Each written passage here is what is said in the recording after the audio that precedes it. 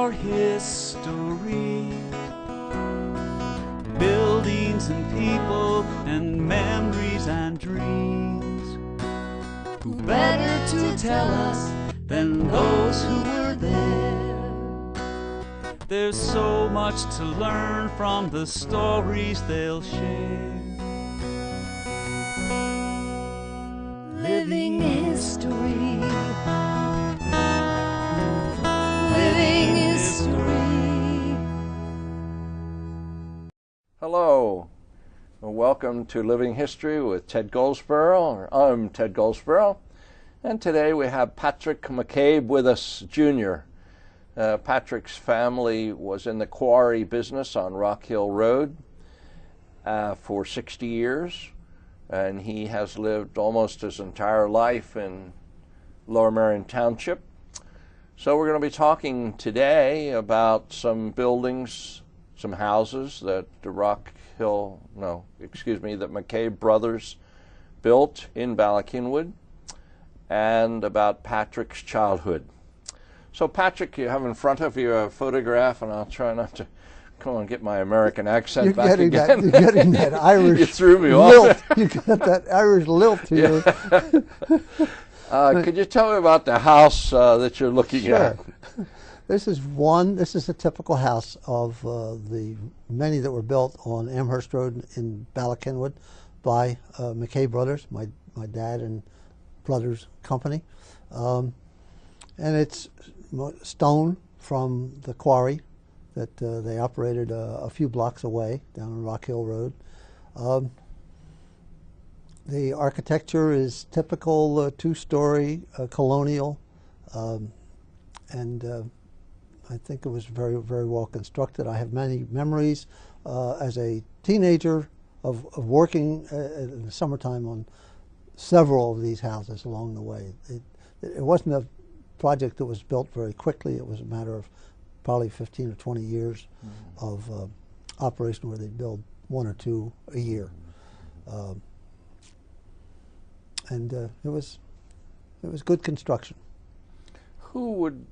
I understand the stone came from your quarry, but what about the rest of it? What about the wooden windows and the plaster? Well, and all? The typical building of the day was that there would be a builder/developer, one and the same, and they would hire subcontractors to do all of that. All of the utilities and carpenter contractors. At one point, they had their own carpenters, in addition to their own stonemasons. But the rest of it, you might say the guts of the house, was a series of good, reliable, substantial subs that they would hire. I thought it would be interesting after the show's over. I think I'll take a few of these pictures. Maybe you can go with me. Sure. And we'll knock on doors. And we'll see see if any of the residents on West Amherst Road are interested in who built their houses and tell stories about the houses. Might be fun. Might be fun. Might be interesting. Yeah. Maybe some people would be throwing rocks at us because... right. A lousy construction. Yeah. Okay. And did McCabe brothers build other houses than West Amherst? Yes, they did. Not too many other houses. There were about 4 other houses, other than this particular street, that were built by McCabe's, and 3 of the 4 were lived in by the original McCabe partners. My dad's house was at next picture down here. Okay.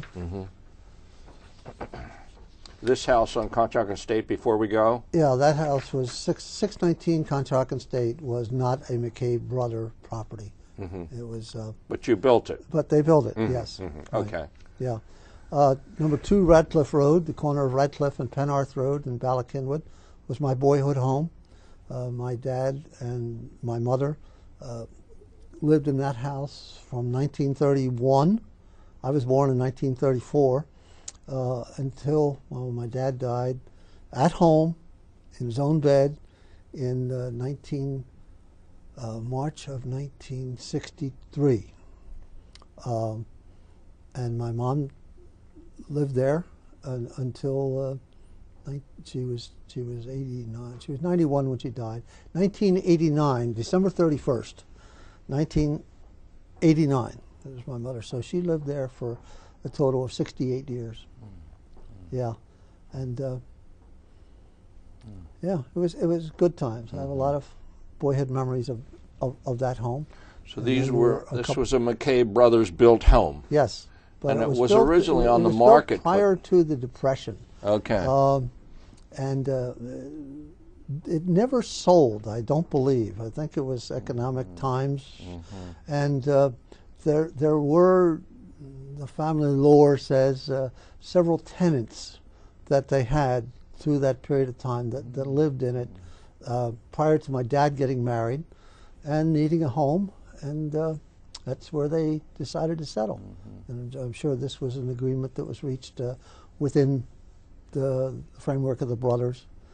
I don't know the details of that, but were the other McCabe brothers' homes, which we had at the end of the program, but were they over on Trevor Lane and there was my Uncle Jim's Harvard? home was on Trevor Lane. Okay. 350 Trevor Lane, and my Uncle Tom's home was one of the ones that we just referred to back 636 Harvard Road. Right. Right. In Bala Were Cynwyd. those homes built about the same time?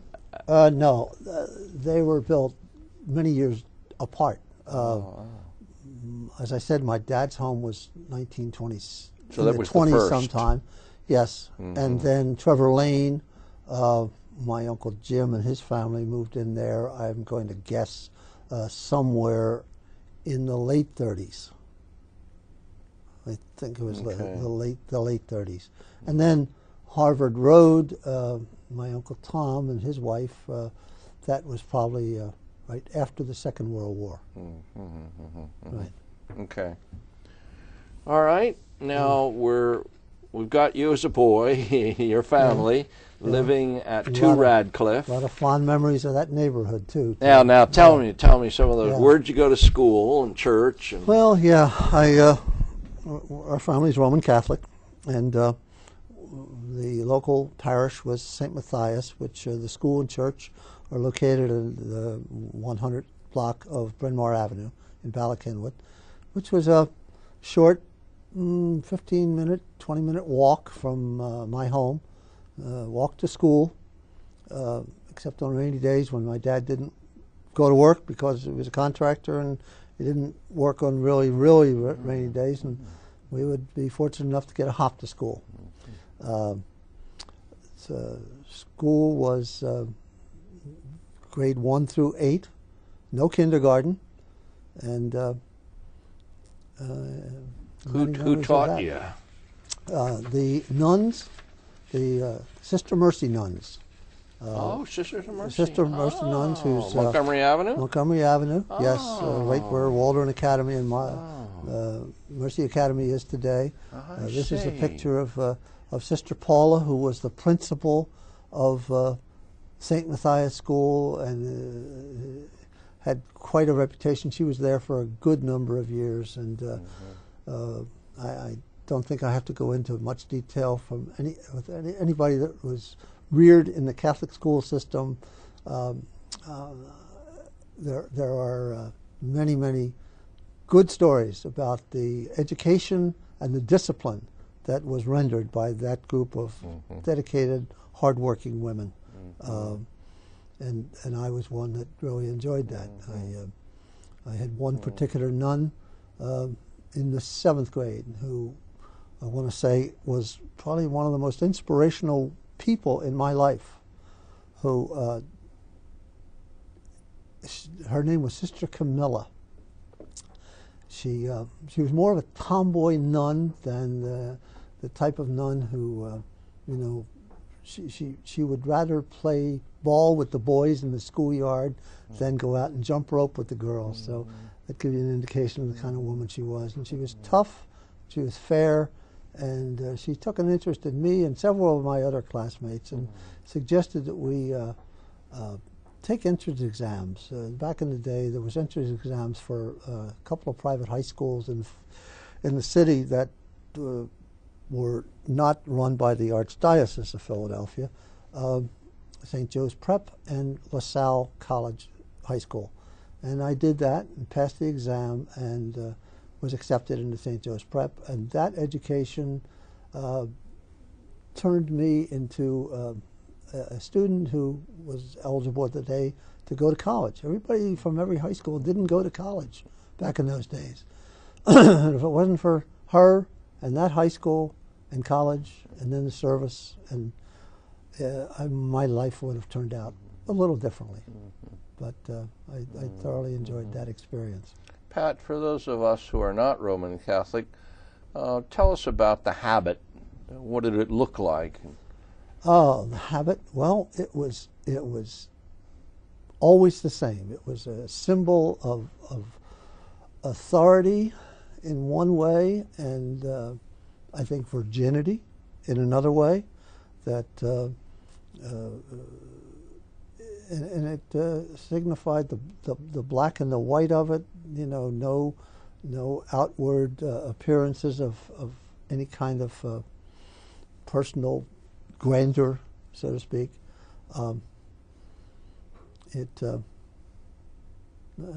Some people might say there was a morbidity to it, but I never looked at it that way. I always thought it was a symbol of goodness. Yeah. Do nuns wear this habit today? No, they don't. So I am of the generation that usually I can spot a nun. Regardless. Yes, regardless. Yes, in just what we call civilian clothes, just because of the cut of a woman's hair, the modesty of her dress, and various things like that. And you know, some people say it's appropriate that the church changed with the times in that regard, and it's probably for the best. Now, Pat, we've got to take a little break here, but when we come back, I want to talk about the Sound of Music family. Oh, yes. The Von Trapps. The Von Trapp family, sure. Who went to St. Matthias. So we'll be right back after a break. Thanks, Pat. Thanks, Ted.